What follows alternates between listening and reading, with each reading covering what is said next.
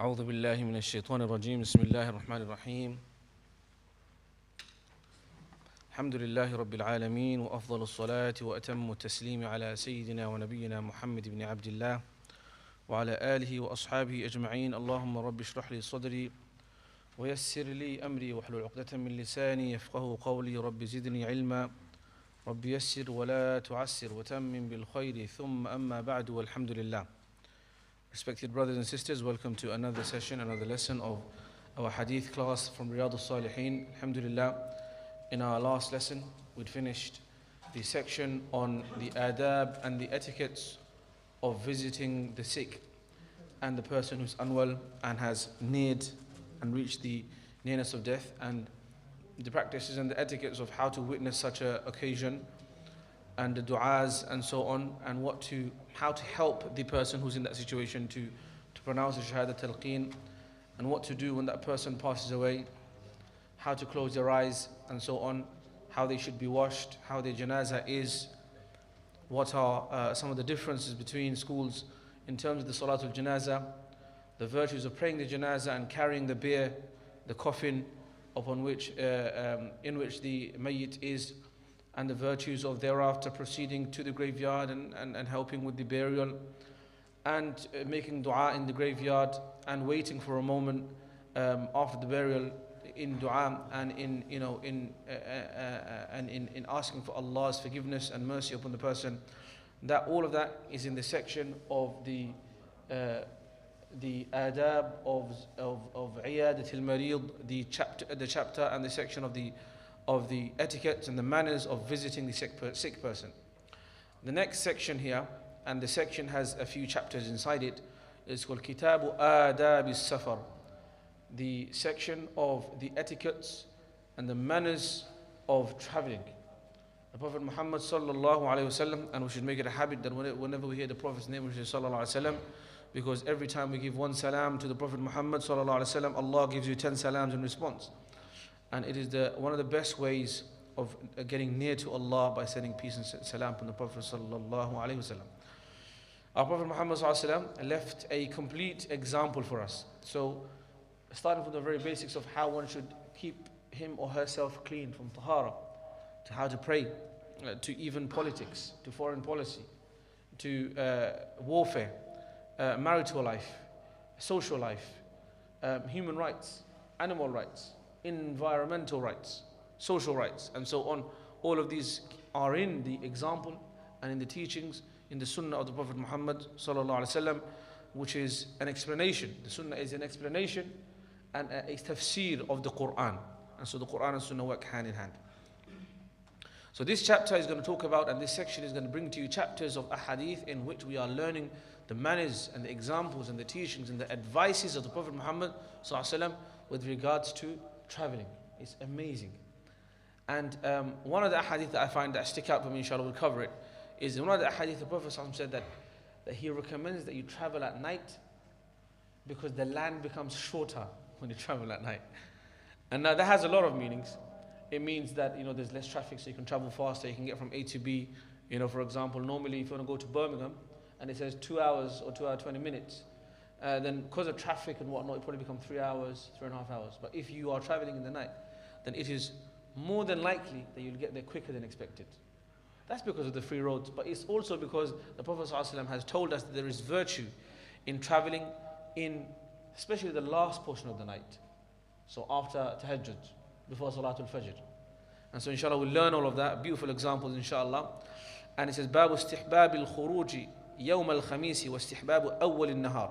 واستحبابه أول النهار, that it is mustahab, that the Prophet ﷺ used to prefer that whenever he would leave for a long journey, he would leave on a Thursday and he would leave early morning.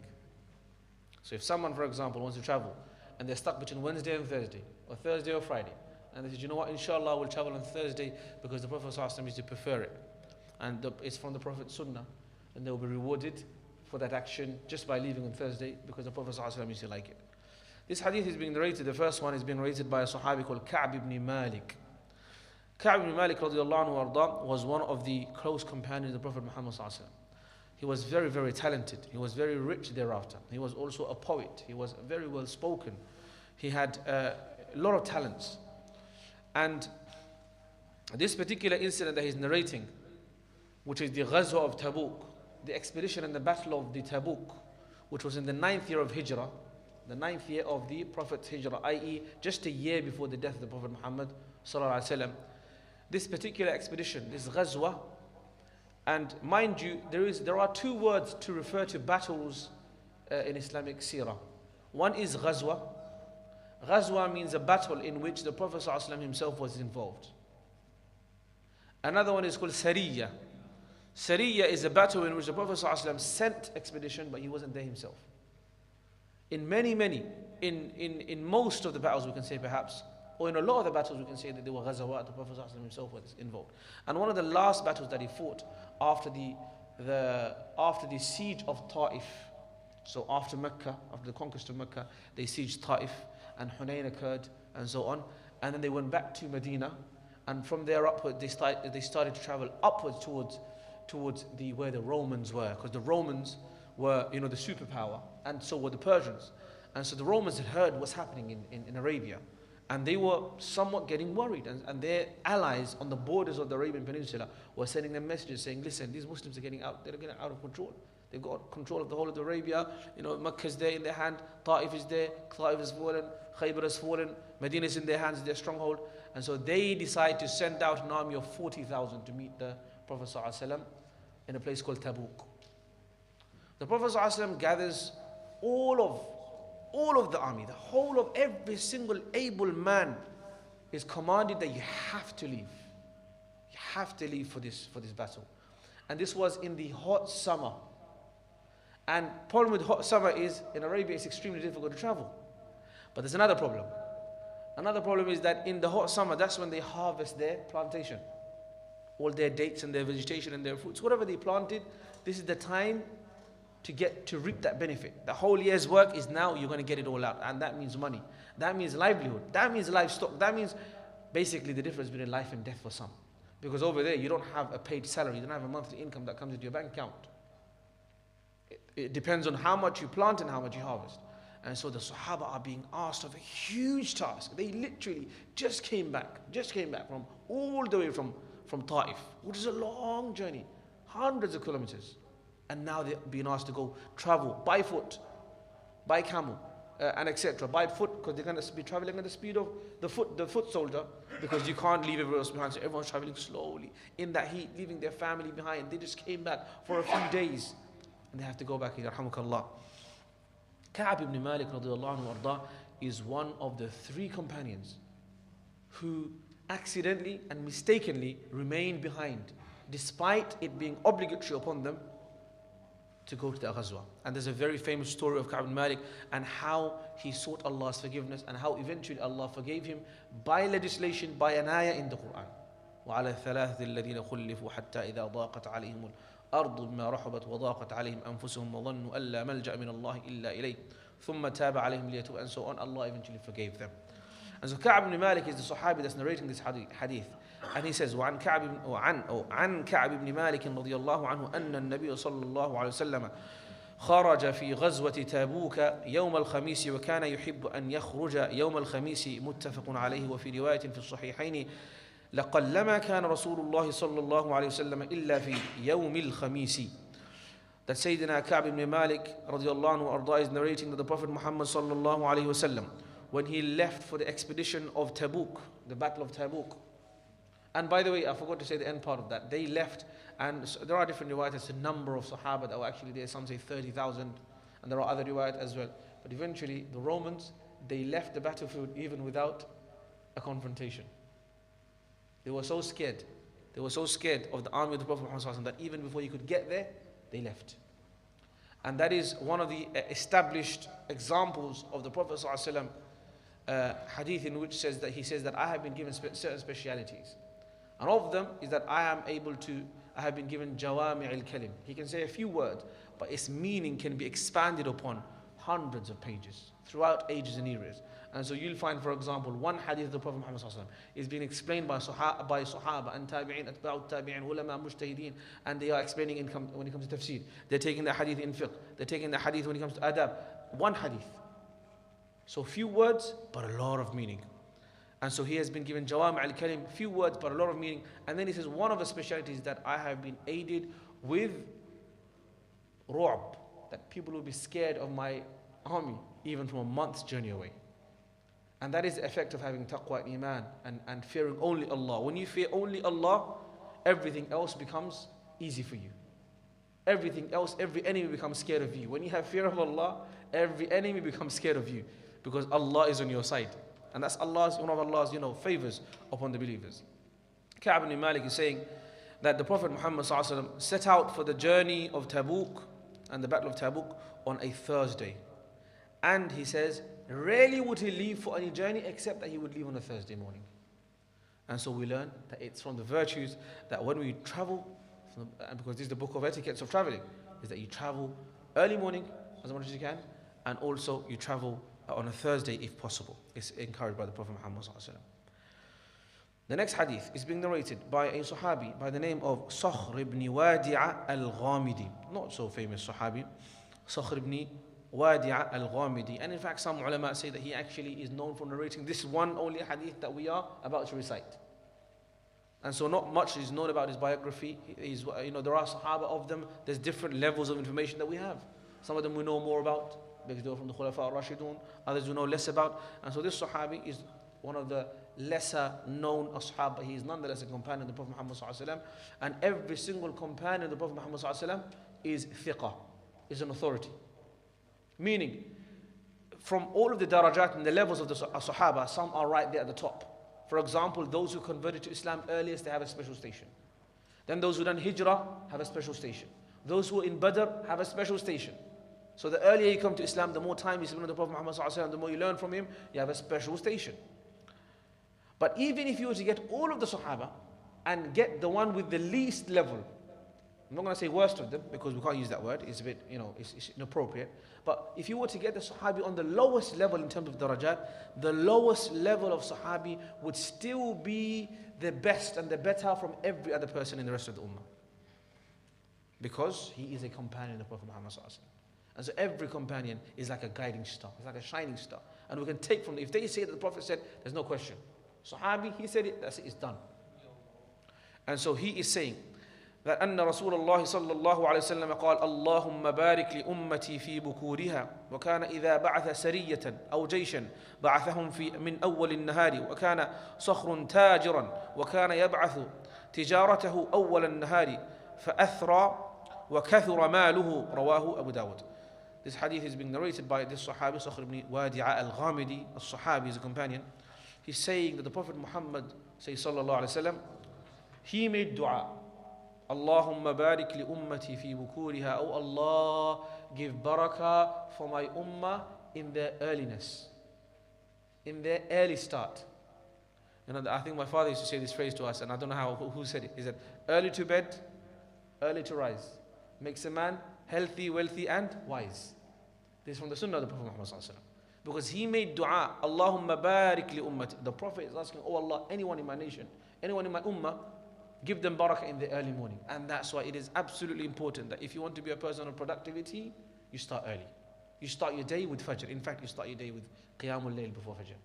If you can be someone who's consistent with Fajr and have the courage and the strength, and the strength, you can go, mashallah, gym and lift weights. And there's a very common joke that some, da'i make. You can lift weights, but you can't lift the blanket off the top of your body when it comes to Fajr time. And so if you can wake up before Fajr and make it a habit, your life will change automatically. Just watch it. Let's try it out. Make a difference. Say that, mashallah, it's winter time now. I have a long night. Fajr comes in at what? 6 something. Or just before 6. You can sleep for 5-6 hours comfortably, even if you're just at 11 o'clock. Wake up, pray Qiyam al-Layl, pray Tahajjud, and then pray Salatul Fajr in the masjid. Pray Salatul Fajr in the masjid, because whoever prays Salatul Fajr in the masjid is in the care of Allah. Wow. You want Allah to take care of all of your affairs in the day, pray Salatul Fajr in the masjid. Furthermore, the ayah in the Quran says that أقم الصلاة لدلوك الشمس إلى غسق الليل وقرآن الفجر إن قرآن الفجر كان مشهودا. That the salah and the recitation of the Fajr is witnessed. Witnessed by who? As you know, and I was telling my son woke up too early today. So I said to him, come with me to masjid. It's the first time he prayed Fajr. He's 8 now. So he came, and on the way back, I was like, make it a nice experience for him. I was telling him stories about Fajr, and then I took him to go him a hot chocolate, and he was really happy. He was telling his old friends about it and everything. So alhamdulillah, so I was telling him that Allah in the Quran, the Salatul Fajr is witnessed. What does that mean? There are guardian angels who are in charge of the universe. Some have the shift of the day, and others have the shift of the night. Guardian angels, to make sure everything's working in order.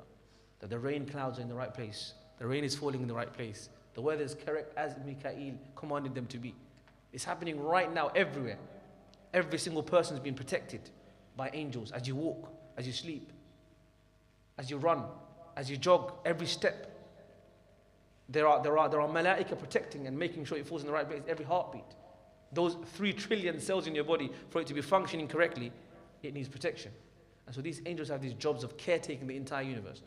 And they swap their shifts, day and night. The angels of the night shift, they go back up at Fajr. And the angel of the day shift, they come down at Fajr as well. But the place where they meet to change shifts and to hand over, if you like, is in the masajid. That means all of the angels that are in charge of looking after the universe and our world are there in the masjid at Fajr and Asr. Because the evening shift angels, they come at Asr time. And the day shift angels are going, and the evening shift, they just come down, they settle down. Maghrib time is when the night begins. And that's why, the Quran says, Quran al-Fajr, inna Quran al-Fajr kana mashhuda. And now if someone is praying Fajr and Asr in the masjid, Allah says in the Quran, حافظوا على الصلوات والصلاة الوسطى وقوموا لله قانتين. That protect and preserve your salah, especially the middle salah. What's the middle salah? Fajr and Asr both. How? If you start from Maghrib, which is the beginning of the night, and in Islamic calendar, the night comes before the day. So Maghrib, Isha, Fajr is the middle prayer. If you start from the day, then Fajr, Dhuhr, and Asr is the middle prayer as well. So they're both the middle prayers. And the Quran is saying, protect your middle prayers. As in preserve them, make sure you come to the masjid for them. And unfortunately, which are the least attended salahs, you tell me? It's Fajr and Asr. This is the ghafla, this is shaitan's trickery upon us. He's put us to deep sleep and so much ghafla that the salahs about which Allah is saying, be attending more, we are attending the least. It's a fact. I work in a masjid for 5 years now, mashallah. You come Fajr, less. Dhuhr is more. Maghrib is more. Isha is relatively more. Asr and Fajr, weak attendance. But that's when the angels are exchanging shifts. Now, if someone is attending Fajr and Asr, because when they go back into the heavens, Allah asks them, how did you leave my servants? And they say, I found Abdullah, I found Maryam, I found Fatima doing X, Y, and Z. If the Malak says that I found Muhammad about yourself, he's praying in the masjid. And the evening shift goes and says, I found him praying in the masjid. It's as though you were praying for the whole day, subhanAllah. And that's the virtue of it. The Prophet ﷺ was given 5 salahs, but you will be rewarded the reward of 50 salawat if you do the 5 properly. The Prophet was told initially 50, right? And Musa said, ﷺ, go back, ask for less, ask for less, ask for less. He was hoping to get 2 or less, because the Banu Israel, the Jews, were given 2 prayers, and even that they couldn't keep up. But eventually he settled for 5, and the Prophet ﷺ was given the reward that even if your ummah prays the 5, then you will be receiving the reward of 50. Yes, sir. No, if you pray all 5 properly in the masjid with jama'ah and etc., all the sunan and mandubat, you will get the reward of the 50. And what's amazing also is that the Prophet Muhammad ﷺ, even though Allah did not make it fard upon him to pray 50 rak'at of salah or 50 waqts of salah in a day, he prayed 5, of course, and that's fard.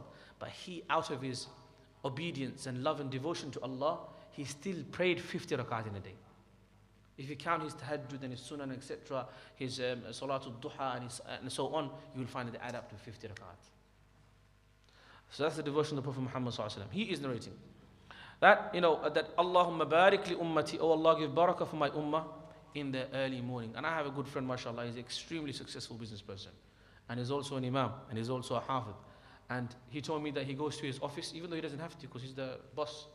He goes, every day, I go Fajr, and I go straight to my office. I go, why? You can go home and sleep, man, relax. Like, you got workers. He says, no, because that's where the barakah is. He says, I have a nap afterwards, but this is it. You want barakah in your life, start early. Start with Quran, start with Fajr, start with Jama'ah. You will see your life change. We're not in charge of this world. We're not in charge of our lives. Allah is. If you have Allah on your side, everything's running smoothly. The difference between barakah and no barakah, you'll see the effects of it. You didn't pray Fajr. Let me sleep for another 10, 20 minutes, half an hour, 1 hour. And then, you go to the bus stop, the bus is late. The bus is full. You don't want to take you. You slip. You forgot your keys. You forgot your bag. You forgot your phone. My uniform is not. All of these problems.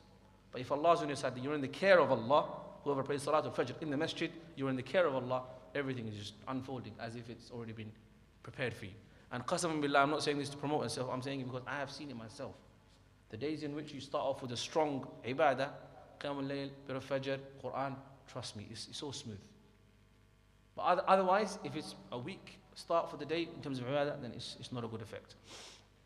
And so he's saying that he made dua that, Allah, give barakah for my ummah in the early part of the day.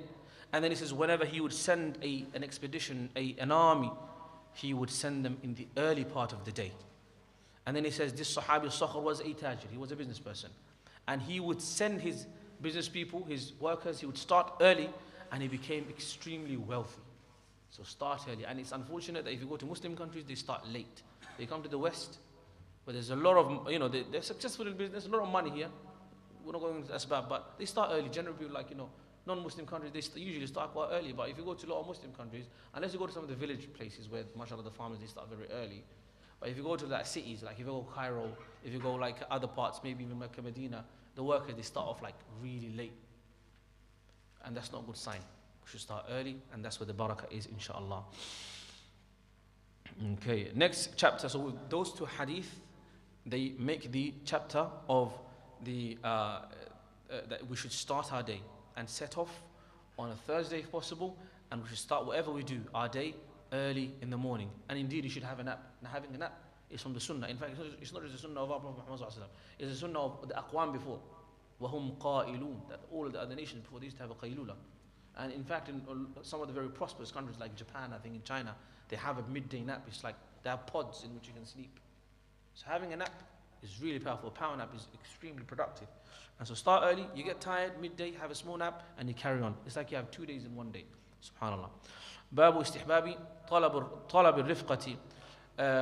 Or the chapter in which it is mentioning that it's mustahab that when you travel you should seek companionship, not travel alone.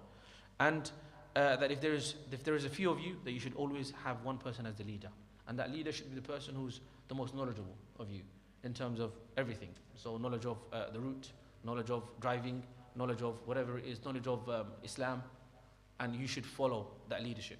You might think that sounds a bit, but this is from the Sunnah. If you do it, you'll find barakah in it. And so he says, وعن ابن عمر رضي الله عنهما قال رسول الله صلى الله عليه وسلم لو أن الناس يعلمون ما من الوحد لو أن الناس يعلمون من الوحد ما أعلموا ما سار راكب بليل وحده.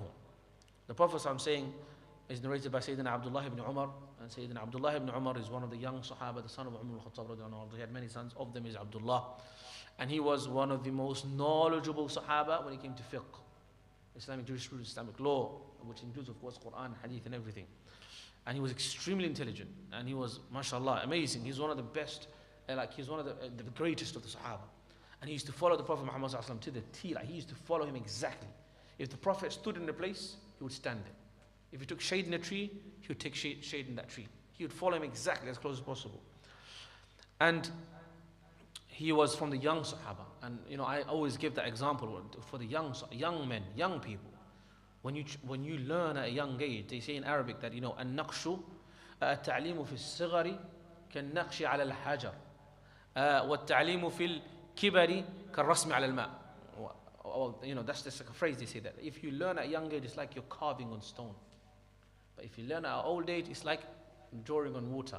The waves come and take it away. But it doesn't mean the elderly people can't study, because most of the Sahaba started their studying when they were older.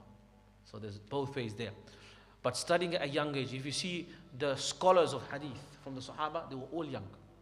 Name them. Sayyidina Abu Hurairah was perhaps a bit of an exception, but the rest of Abdullah ibn Umar, Abdullah ibn Abbas, Aisha radiallahu anha, Abu Sa'id al-Khudri, Anas ibn Malik, they were all very young. They started with the Prophet ﷺ learning at like 10, 12, spent 10, 15 years with him, 10 years with him, and they became the greatest scholars thereafter. And so we learn from here that it is not, he's saying that if people knew the harms of traveling alone and what I know about traveling alone, then no person would ever travel alone. especially in the night time. So this shows us that whenever we travel, unless of course you have a need to travel alone because you have to because of work, but generally if you're traveling far away, you should, especially in the desert, especially in unknown routes, especially in foreign lands, you should always take companionship. And it's very, nowadays, for example, we have an issue like for sisters like travel alone as well. And we know that there are rules and regulations around that. And it's really, wallahi, whatever's in our Islamic teachings is for the best. It's the best teaching because it's coming from أَلَا يَعْلَمُ مَنْ خَلَقَ وَاللَّطِيفُ الْخَبِيرُ. He is the one that made you, he knows the world, knows the universe, the harms, the inclinations, the risks. And he's saying that this is the advice I give you, this is the legislation I give you. So it's, wallah, it's for the best. It's for the sisters' best, it's for the men's best, it's for the ummah's best. And so our advice is that whenever we should travel, we should travel. We should not travel alone. Try to travel with a friend or two, and try to make sure that this, this journey is a way of remembering Allah, because Allah says in the Quran, Surah Tabarak, in Surah Al-Mulk, Allah says that هو الذي جعل لكم الأرض ذلولا فامشوا في مناكبها وكلوا من رزقه وإليه النشور. That He is the one that has made the earth ذلول for you. It's like we are walking on the shoulders of the earth, and the earth is allowing for you to walk. Because if Allah wanted, He could have made every single part of the earth quicksand. And He could have made it all ocean. He could have made it all into, frequent earthquakes. But Allah made it grass, and the soil is easy for you to walk upon. You can walk barefoot even. So Allah made that possible. He is the one that made the earth. He could have made the whole thing mountain. He could have made the whole thing mountain, but He made some parts easy, some parts valley, some parts, so that you can walk and you can travel. فَامْشُوا فِي مَنَاكِبِهَا. Walk on its shoulders of the earth, as in walk around and see, travel. وَكُلُوا مِنْ رِزْقِ. And eat from His provision, enjoy and see and take benefit, but thank Allah for it. Next hadith is وعن عمرو بن شعيب عن أبيه عن جده رضي الله عنه قال قال رسول الله صلى الله عليه وسلم الراكب شيطان والراكبان شيطانان والثلاثة ركب. عمرو بن شعيب عن أبيه عن جده. So this person narrating the hadith is from the Muhaddithin. He stayed in Medina. From the scholars of hadith, his name is Amr, the son of Shu'aib, from his father, and from his father's grandfather, who is Abdullah ibn Umar. Who is Abdullah ibn Umar. So Amr ibn Shu'aib an abihi an jaddi is a very famous Sahabi, and he's Amr ibn Shu'aib an bin Muhammad bin Abdullah ibn Abdullah ibn Amr ibn al-As. There's Abdullah ibn Umar, but there's also Abdullah ibn Amr ibn al-As. Amr ibn al-As is one of the close Sahaba, companions of Prophet Muhammad sallallahu alaihi wasallam. He is narrating this hadith in which he is saying, قال رسول الله صلى الله عليه وسلم الراكب, that one person traveling alone is actually in the company of shaitan, and two people traveling alone is also in the company of shaitan. But three traveling together, that's a proper team. That's a good number to travel with. So try to make the number 3 whenever you travel, inshallah, for any trip or any expedition, inshallah, in that regard. And it's mustahab in that case. And if you have the intention that this is from the sunnah, then you will get the reward of that, inshallah. وعن أبي سعيد وأبي هريرة رضي الله عنه عنهما قال رسول الله صلى الله عليه وسلم إذا خرج 3 في سفر فليؤمر أحدهم حديث حسن. That Sayyidina Abu Sa'id al-Khudri and Abu Hurairah also, they both narrate that the Prophet Muhammad sallallahu alaihi wasallam said that if 3 people or more leave for a journey, they should always have one person as Amir. It's good and it's mustahab and it's rewarding. And that person, it says أفاد الحديث that للجماعة المسافرين أن يجعلوا واحدا منهم أميرا عليهم يطيعونه في شؤون سفرهم والأولى أن يكون من خياراتهم فقها ومعرفة بأحوال السفر. That they should make one person a leader. That's in the sharh of the hadith in Nusrat al-Muttaqin.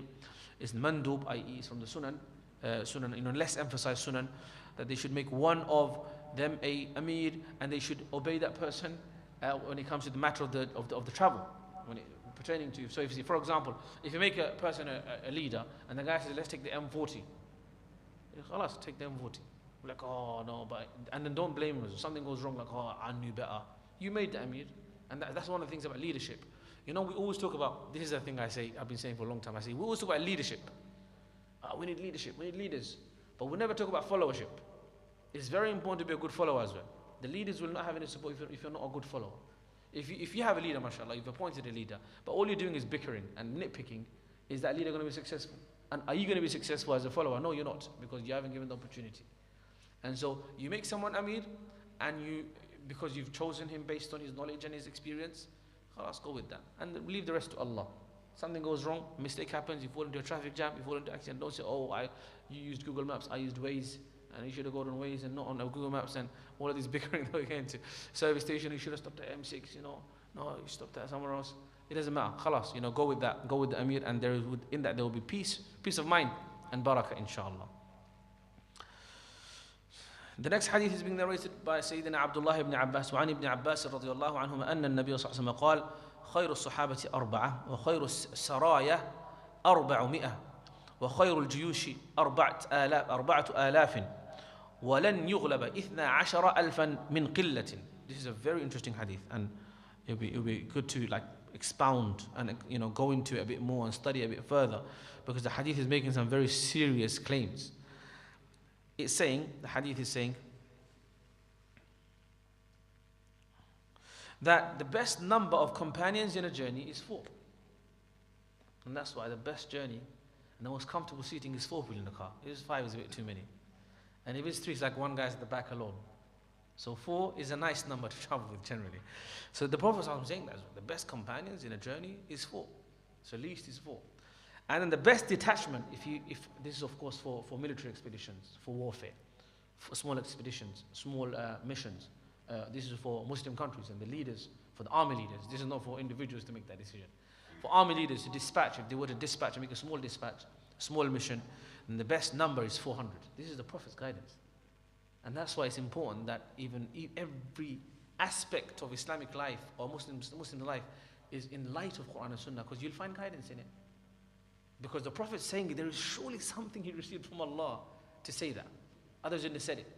Because the Prophet he doesn't say it from his own desires. In huwa illa wahyu yuha. Everything he says is being guided by the wahy of Allah.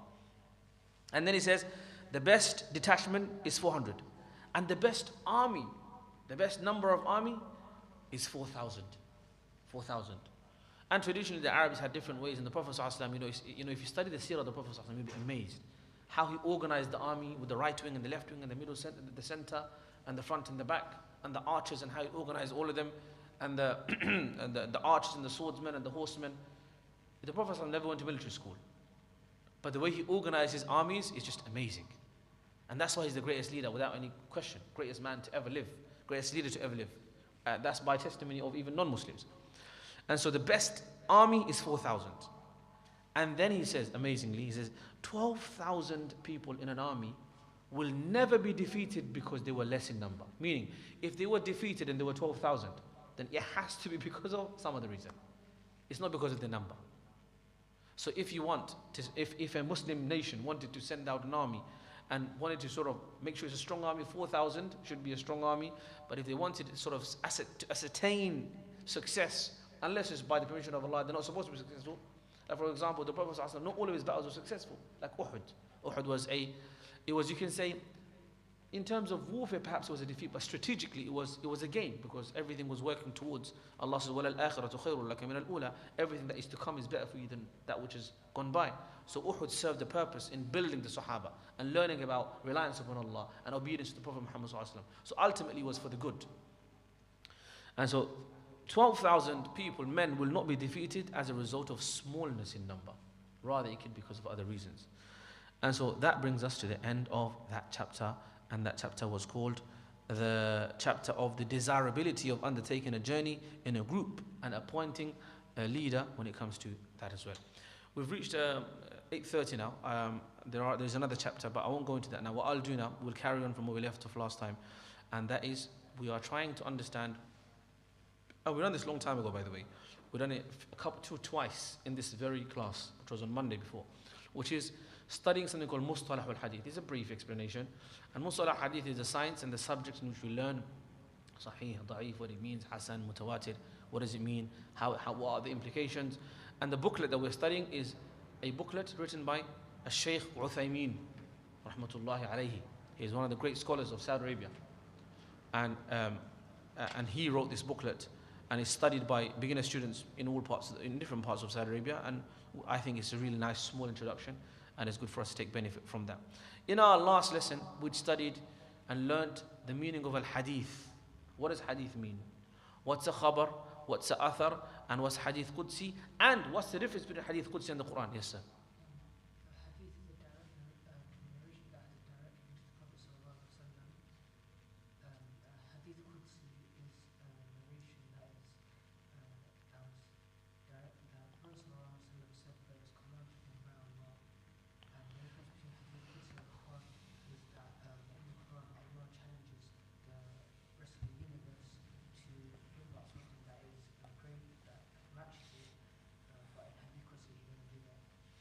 Okay, this is very good. So you've mentioned some of everything. Some of what a hadith is, some of what a Qudsi is, and some of the difference between the hadith Qudsi and the Quran as well. There's a few more things as well we said last time. Were you here last time? Okay, alhamdulillah. So I'll just give you a quick recap. First of all, what's a hadith? A hadith is a narration which is directly connected to the Prophet Muhammad ﷺ about his sayings, about his actions, about his tacit approvals, about his descriptions, his descriptions, how he appeared, and about his manners, about his manners. So we'll say, for example, about a description that to have a beard is from the Sunnah, because the Prophet commanded it, and he used to wear one as well. To trim your nails, to trim your moustache, and so on. These are from the appearance of the Prophet Muhammad ﷺ. How he would sit when he ate, how he would walk. He'd walk like quite briskly. He'd walk quite fast. He'd walk quite fast, and this is from us. This is from the Sunnah, if you like. A person who's a busy person, a person of concern, a person who's not lazy, shouldn't be walking slowly and lazily. And what do the health experts say? One of the best exercises is brisk walking. One of the best exercises is brisk walking. And brisk walking is for everybody. Not everyone can run because they're old or whatever, etc. A sister can't run perhaps because she's, different reasons can be. But a walk is something that's for everybody. And that's what Allah mentions walking in the Quran. Famshu, mashi, to walk. And the Prophet ﷺ, he used to walk briskly and fast, and it's from the Sunnah to walk fast. And so ulama say there's two reasons. One is, of course, this is from the Sunnah and from the teaching, but they say another amazing, and I said this in one of the khutbahs when we talk about the seerah, they say it's because one of the reasons why the Prophet ﷺ they say he used to look like he's walking down a slope.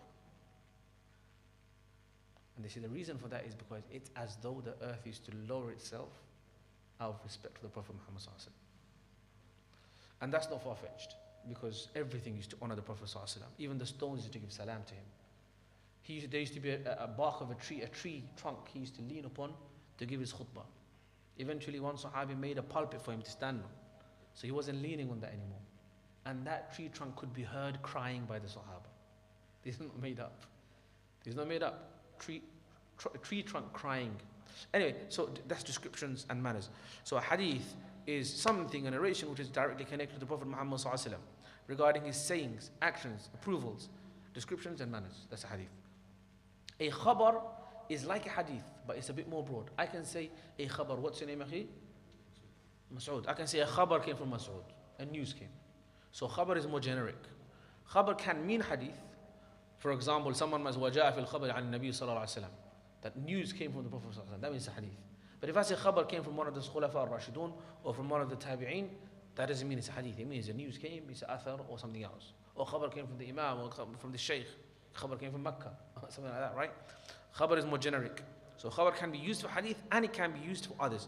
So this is a type of narration which has the same meaning and definition as hadith. However, the khabar narration can be related to the Messenger of Allah sallallahu alaihi wasallam as well as others than him. Therefore, khabar narrations are more general and hadith narrations are more specific, and which can only mean narrations of Prophet Muhammad sallallahu alaihi wasallam. The third definition we spoke about is al-athar. Al-athar is a narration which is connected to the Sahaba, companions, tabi'een, and atba'u tabi'een. So an athar is a narration from, a teaching from, a lesson from, a saying, an action, an approval, a description, and a mannerisms from one of the Sahaba, tabi'een, or atba'u tabi'een. That's called athar. We don't call it hadith. Meaning, hadith, yes, if they're saying that the Prophet said it, but if they're saying it from themselves, from their own teachings, from their own fiqh and their understanding, then that's called the athar. If it's a Sahabi, and a Sahabi, the generation that followed after are the tabi'een. And the generation that followed after are called atba'u tabi'een. Atba'u tabi'een, or tabi'u tabi'een. Sahaba, tabi'een.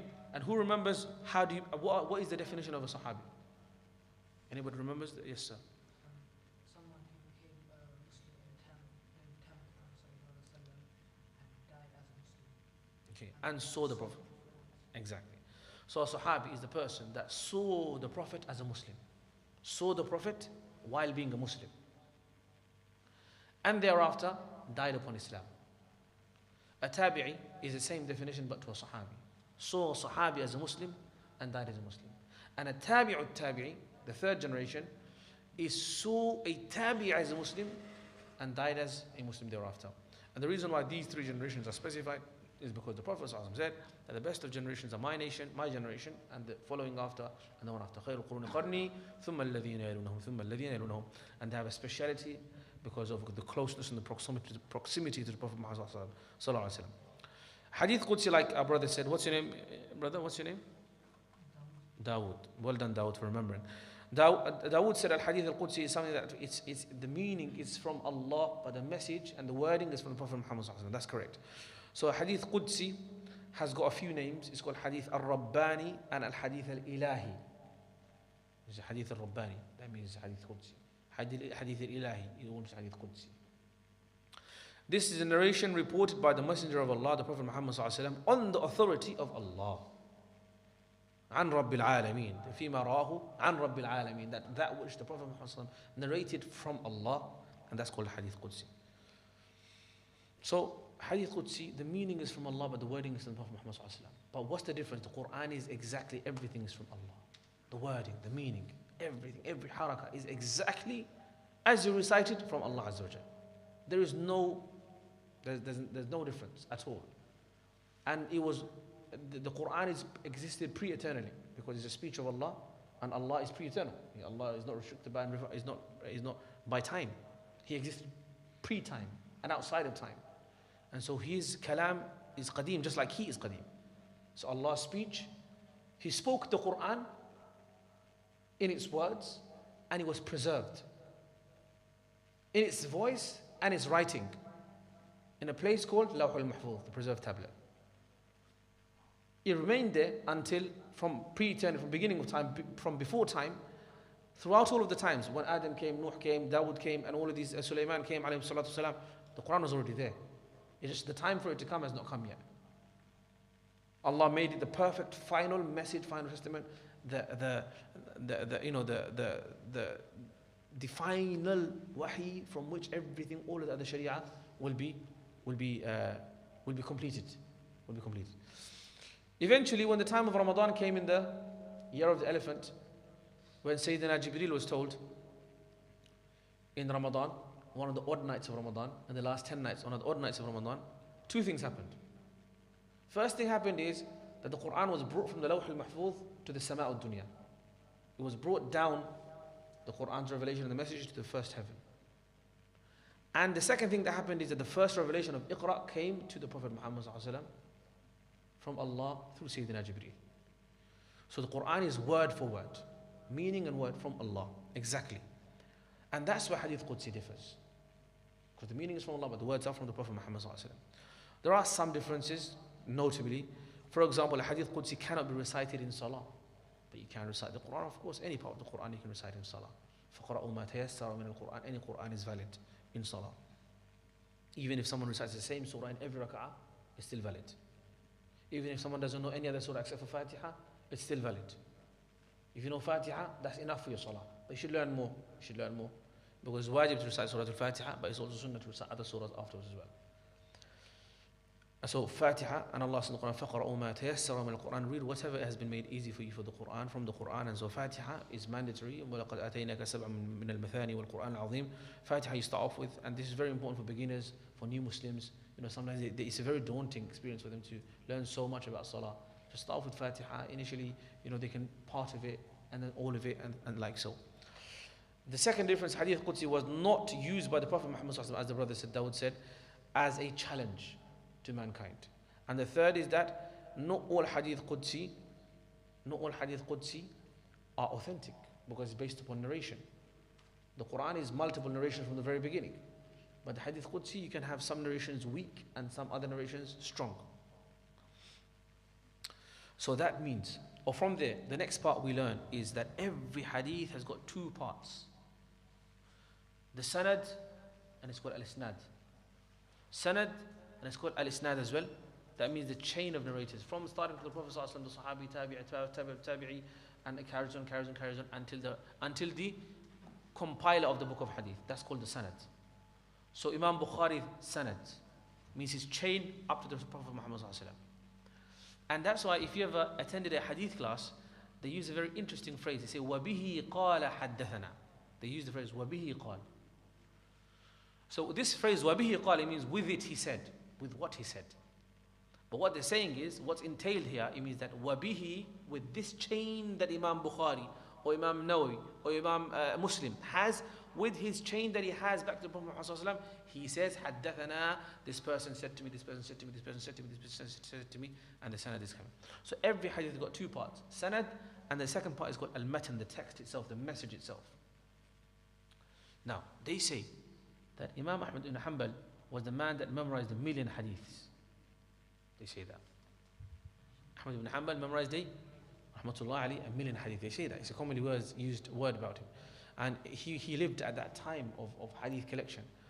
But then, and they also say Imam Bukhari had a huge amount of knowledge in hadith. But then, at the end of it, if you look at all of the hadith that have been collected by the muhaddithin from the Bukhari and the Kutub al-Sitt and also the other additional books, like for example the Mustalah and Darul and Musannaf ibn Abi Shayba and all of the other books of hadith, you will find that there is a limited number. It doesn't go into near the 1,000,000.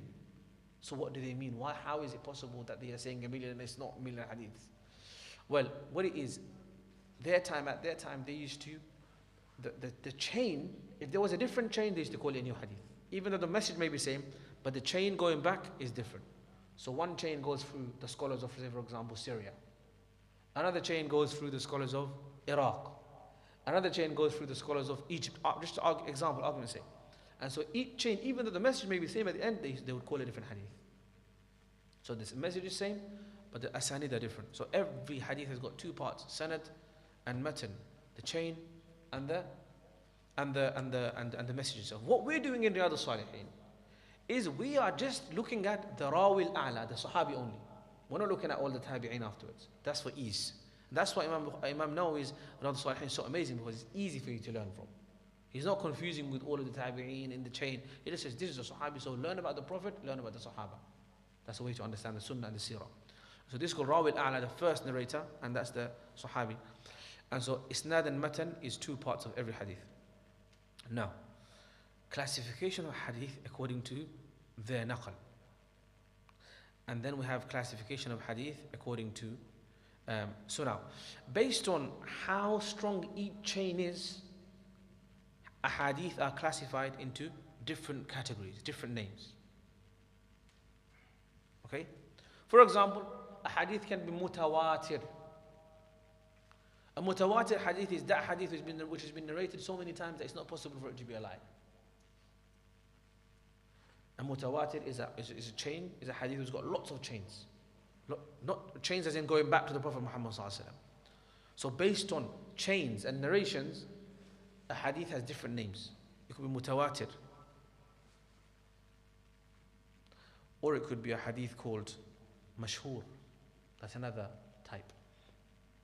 Or hadith aziz. Or a hadith gharib. Mutawatir means so many narrations that it's impossible for it to be a lie. Mashhur means famous, meaning this narration has 3 or more people, 3 or more chains. Mutawatir is lots of more. But 3 or more, it means it's famous because it's 3 or more.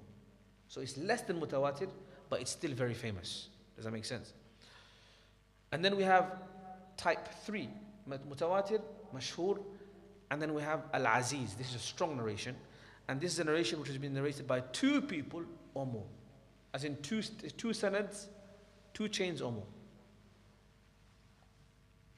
And lastly, we have number 4, it's called al-gharib. It means rare or strange, you can say, but we say rare.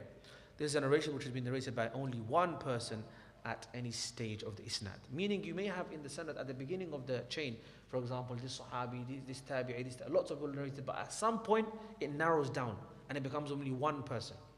One person from one person to one person. That's called a hadith gharib, because at some point it became one person in the chain. Does that make sense? Same thing for al-aziz. Aziz means strong. But you may have a lot of chains, but at some point there, it was only two, like that. And mashhur, you may have lots of chains after, or lots of chains before. But when there was a particular point, only had three chains of narration. And this is why it's very, very important, because our knowledge of Quran and Sunnah is knowledge of revelation. It's where there is, we don't use our intelligence or give precedence to our intelligence and what we think is logic before the Quran and Sunnah. Quran, Sunnah first. And that's why it's absolutely important that that's why the scholars have endeavored and exerted maximum possible effort to make preservation of hadiths. And Imam Bukhari, in his collection of hadith of this Bukhari, if you see, look at his life and his struggles and the mihan and the difficulties and the challenges he had to face in order to compile this hadith, and the accusation and the jealousy that he faced. Don't think jealousy is just for non-practicing people. Jealousy is rampant among the ulama class as well. Jealousy is very, very, very big issue. So many, say scholars in the sense of not perfection, but scholars as in those who studied, are very jealous. Qadis are jealous of one another. And that's why jealousy is a disease of the heart that no one is free from. Everyone has to work upon it. So even at the time of Bukhari, there were people that are jealous of him, they're trying to get him into trouble and so on. Inshallah, we'll come to all of that. It's been quite a long lesson today. We'll end it up to here, inshallah. And next time we'll carry on from what is mutawatir, what is mashhur, what is aziz, and what is gharib, inshallah. We'll try to define stage by stage. It takes consistency and persistence, like I said last time. Knowledge is not TikToks, nor is it Instagram Reels, because those are just like an advert. But for those who want to seek knowledge, it takes long time, it takes patience. And if there's one lesson any student of knowledge learns anywhere, it's patience and endurance. And that's with any success. Talk to a bodybuilder, we'll say the same. Talk to a business person, we'll say the same. Talk to anyone that's achieved anything, it's about endurance and doing it for a long time. And so, inshallah, through our journey together, we'll learn more of the ahadith and also more of the mustalah in our coming lessons. Are there any questions? Okay, khalas, tayyib. Jazakumullah khairan for joining us today. And inshallah, if you want to join us for our tartil class tomorrow, it's also tomorrow. And for our Islamic studies class on Wednesday, and hadith class, of course, here on Thursdays. Subhanakallahum ashhadu an la ilaha illa anta astaghfiruka wa atubu ilayk. Wassalamu alaikum wa rahmatullahi wa barakatuh.